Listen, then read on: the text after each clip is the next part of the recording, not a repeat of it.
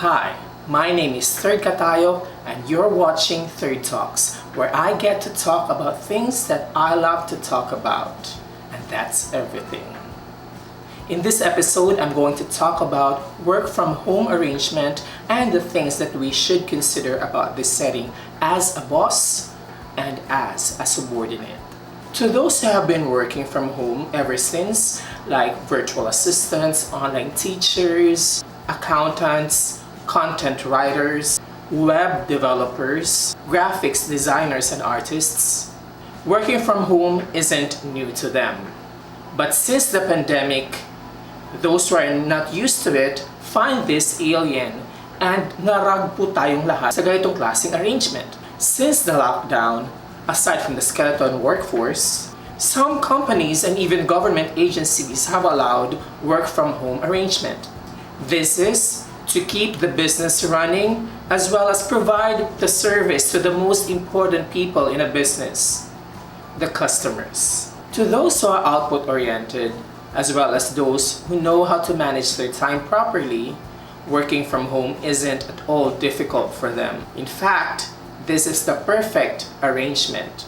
You'll just give them tasks and bahala na sila kung kailan nila sisimulan as long as they'll be able to deliver their outputs at a given time. As a former virtual assistant who has worked from home, I got the opportunity to work with a boss who is on the other side of the globe. And it was actually a breeze for me. Why? Because I am fortunate enough to have a boss who knows how to respect my time, and she is very much blessed to have an efficient and excellent employee like me.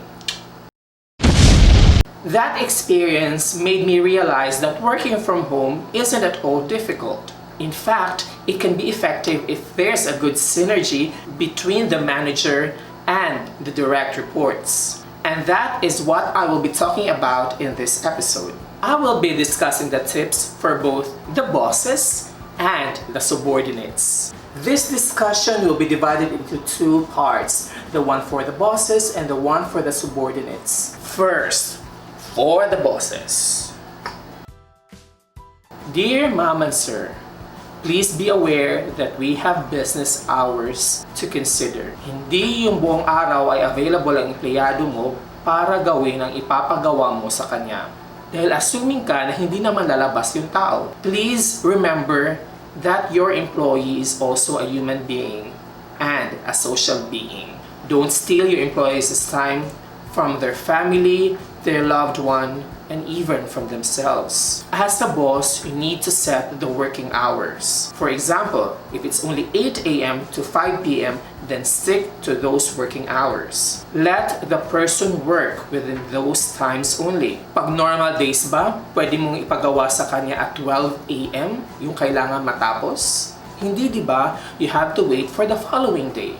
Now, you would ask, paano ko malalaman kung pumipetics lang ba talaga yung empleyado ko? Hindi. Where nowadays, there are a lot of tools that we can use in order for us to monitor our employees if they are indeed working within those times. Well, there is Trello and Teamwork where we can assign tasks to them, where we can see the development of that task. And then once that employee is done with that task, then they can assign it someone else in the team who has to finish it or continue working on it. There are also other tools where you can see the person's activity on the computer itself, what website they're visiting, what applications they're opening, if they're just playing games or opening the business-related tools on their computer. You can also see if they are at their desk or not. In those tools, you can determine the time that they have spent on those certain software or websites, or if they're not doing anything at all. I believe that if you respect other people's time, then you are also respecting them as persons. So let them work within those hours only. Kahit po sina Mel Chanco at Mike Enriquez, hindi po sila gising 24 oras. Dahil natutulog din ang tagapagbalita. Now, some bosses may say, but some tasks are urgent. Before giving a task beyond working hours, ask yourself, how urgent is urgent? Is it already a matter of life and death situation where you have to do it right at that moment? Or pwede ba namang maipagpapabukas pa yan? Also, you may ask yourself, if you are your subordinate, how would you feel if you are being called during wee hours to have a certain task finished?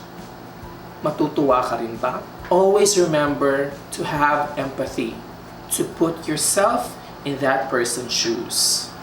The time that you have sent those correspondences would also tell much about the professionalism of you and your company. I remember when I was still a virtual assistant, my boss would tell me, Ed, you have to send these messages from 9 a.m. to 12 noon only because some of our clients are already asleep beyond those hours and they might also be busy before those hours. So you have to remember those times. when you order your staff to send a certain email or a text message or call a person, how would that receiving person feel if this oras na ng gabi niya natatanggap? Babasahan niya ba yung email na yan? If not, wait until tomorrow. This is also applicable for online meeting schedules. Set a time where you can start and finish during business hours only. Remember, overworked employees are no longer effective. And you giving orders beyond office hours says a lot about your efficiency. Be considerate of the time where they can still think and analyze properly. Same goes with training schedule. Are those times still conducive for learning? Always remember that managers and direct reports have to agree on the login and logout time where both of you are reachable. You need to be transparent as to what time they need to log in and the time they need to log off. Work from home arrangement can also be abusive to employees because managers can think that they are reachable anytime, which is not the case. Most importantly, this is the time for you to think and act like a leader. Stop being bitches and douchebags that you think that your slaves can do the job for you anytime as you wish. Remember that you are a team. Delegate tasks to your people, but don't keep on giving orders. If you can do it on your end, by all means, please do it. After all, mas malaki naman ang sweldo nyo sa kanila. With great power comes greater responsibility.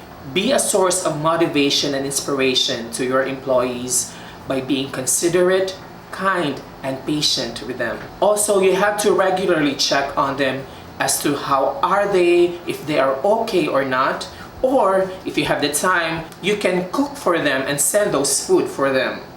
Remember that as a leader, you are the captain of the ship. Therefore, the direction of your team or your company depends on you.